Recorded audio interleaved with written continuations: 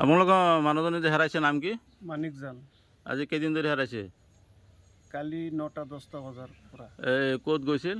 আমবাগান গৈছিল। আমবাগানৰ পৰা কিবা এটা খংগত খং কৰি পেলাই ঘৰত আহিব বিচাৰিছিল, কিন্তু কোনটো গাড়ীত উঠিছে সেইটো ক'বই নোৱাৰে, মুখত দি পেলাই ইচাৰাই খালি কথা কৈ থাকে। কোনটো গাড়ীত উঠি পেলাই কোনফালে গুচি গ'ল এতিয়া আমালোকে বিচাৰি নাপাওঁ।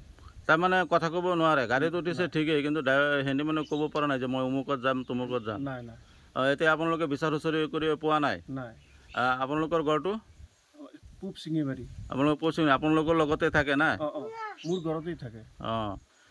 মানুহজনীৰ বয়স কিমান হ'ব? 55 এনেকুৱা হ'ব। 50 হ'ব, 50ৰ ওপৰত হ'ব। ঠিক আছে। আৰু যদি কোনোবা ব্যক্তিয়ে পায় কি কৰিব?